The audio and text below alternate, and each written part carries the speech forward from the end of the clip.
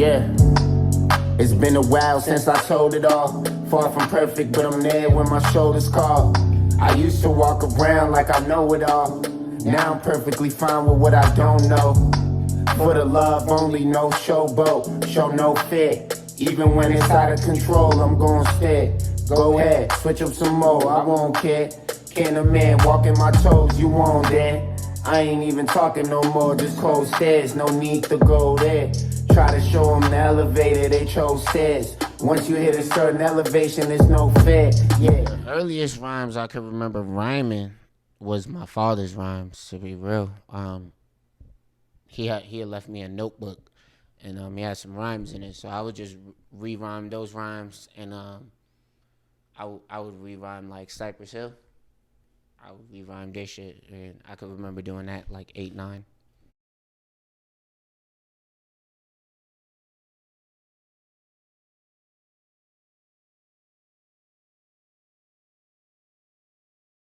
Nah, and to be great, I'm really probably not the greatest with the internet in the first place, as far as like posting all the time, like pictures and shit. If you want to look for music, I got a lot of music, but the internet. I've always been a step outside with the homies and rap. I'll go outside, I'll see the homies that rap, and me, I used to be younger, and I could always keep up with them. So that was kind of my thing, like being able to go outside and keep up with all the big homies outside that was rapping at the time, and be like half their age, and I was spitting on their level. So that was all it really was at the time. Battle rap, homie like, hey, make a rhyme about that car right there. Make a rhyme about that tree. Make a rhyme about, you know.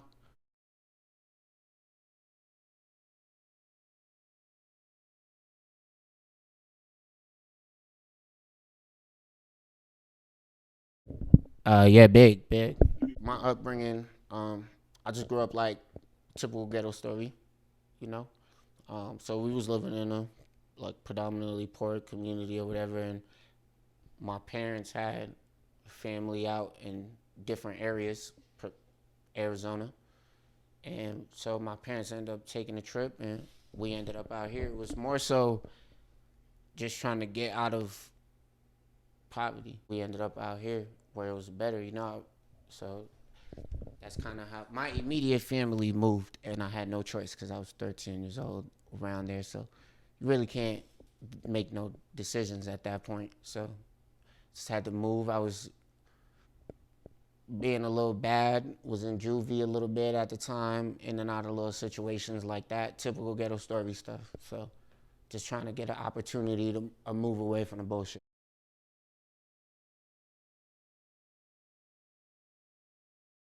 I think the music started the negativity, to be quite honest. Um,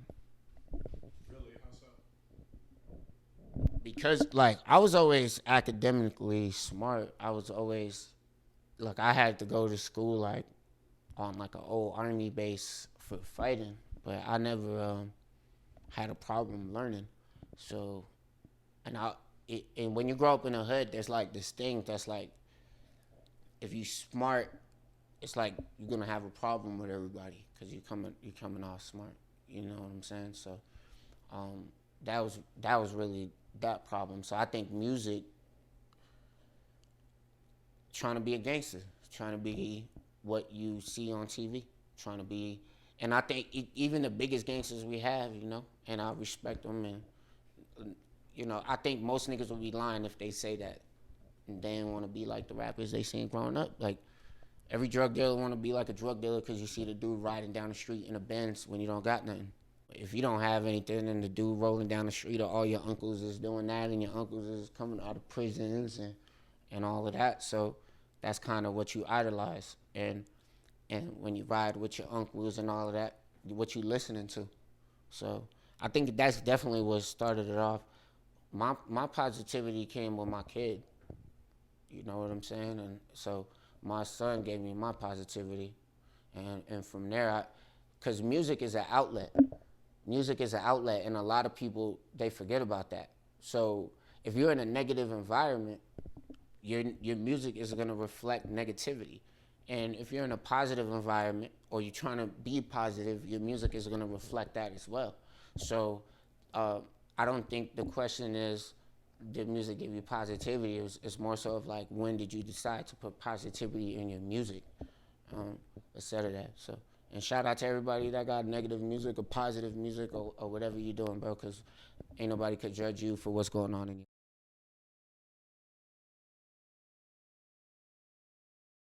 Um, I wanted to make something simple. I noticed the best brands, iconic logos were real simple. And I just wanted to put information into the music. And I also wanted to be somebody that could bridge the gap.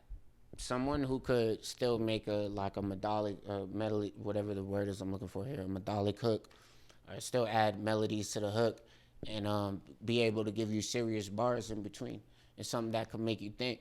So that's where information music started. Is because like you're gonna have your club songs, but everybody got to put something in the car to ride home to. And I want to be the guy that you ride home to and you listen to.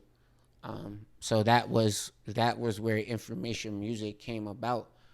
Um, and just changing, being positive, putting positivity into the music. I'm not.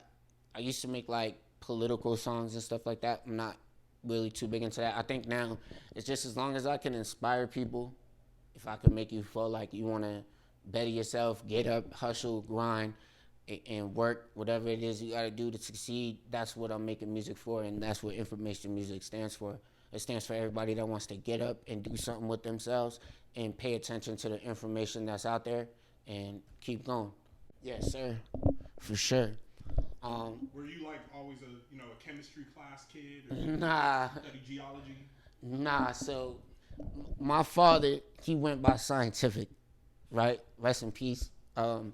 So my father was scientific based off of the teachings of Louis Farrakhan, okay, with the 5%, Elijah Muhammad, Louis Farrakhan. So they call my father scientific. And from there, I study the knowledge, I stay in place. So from there, everybody called me Young Scy growing up. Little Scy, Young Scy. So And I know it you was got the just, song 2 Minute Drill that I reacted to. Like growing up, did you play a lot of sports? I tried to. I definitely love sports. We could talk sports. I got a Patriots tattoo right here, back of my arm. So I love sports. Playing sports, I was good in football and in basketball, but me in school wasn't really like the greatest combination, as I could say. So there was a lot of difficulties in school. So to answer that question, I probably could have been a hoopster or something like that, but I just paid way more attention to music, and nah. I feel that.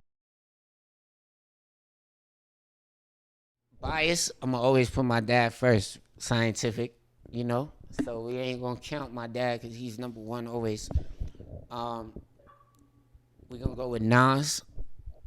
That's my all-time favorite, greatest rapper. We gonna go with Jay-Z. You know what I'm saying? We're gonna go with Big Pun. You know what I'm saying? We're gonna go with Big L. You know what I'm saying? We're definitely gonna go with Biggie, and I need to add a six. My sixth rapper of all time. You know what I'm saying? It's gonna be Drake. So There you go. Yeah, definitely. When you're playing me the snippet that we got going in on this, I could definitely hear that Drake sound, that little island meets pop, but still lyrical yeah, vibe. Drake is the truth. You know, he's the truth. 3 platinum records at the same time. Number one charting, whatever he's doing, I don't even know how to describe it. He just breaks so many records. So I feel like Michael Jackson's Michael Jackson, Prince, and I'm not comparing them that way. I'm comparing them in the sense of greatness. And when you see greatness, it's like when you see Jay-Z, you see Drake, you see Kanye West and what they're doing. But personally, on the lyrics, Drake and Russ is the only artist so far that I could see that's following in that footsteps. I'm trying to help. Um, Trying to help you see the life of what it is. I used to have my uncle used to always, when I was younger, be like, man, when I was doing stupid shit, he'd be like, man, I wish I had somebody talk to me the way that I talk to you. And at the time, I never really used to listen to him, but a lot of the game that he gave me, I always remember, and I will always keep with me forever. And if I could be that uncle to niggas, if I could put in my music something that's gonna help you through a bad day, something that's gonna stop you from being stupid, something like that, then that's exactly why you should be listening to me, because I'm gonna help you. You know what I'm saying? And that's really all it is, bro. It's all about help. Listen to me, you're gonna learn something. That's why you gotta listen to me, because you can't get not look. You can't even wipe your ass for free. If you want to wipe your ass, you gotta buy toilet paper. You know what I'm saying? Knowledge is the only thing that's free. So if you got a free app or something like that, and you could tune into some shit and listen to some free game from life experiences, you're gonna be successful too. Because a smart man is somebody that learns off of the mistakes of other people. A stupid man is somebody that learns off of their own. So listen to me if you don't want to learn.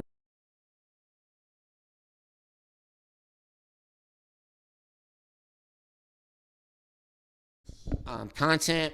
So I'm working on a new schedule. I'm gonna be dropping a song every week. We're getting that together. So we're gonna have a new track out there every week for everybody. And then definitely new visuals. Like every 2 months, we're gonna be dropping on y'all. I know y'all love the visuals to run it up. And we just working. You know what I'm saying? So definitely a song every week. So that means a lot of music for the people. I'm not really too concerned about dropping a project at this time. Um, Definitely have a project worth of material it could, and we'll get there. But at the moment, I'm just giving out free music. So just listen, because I'm just giving out a bunch of free music. Anybody you want to shout out or thank? God, my family, you for having this interview, and anybody who's watching.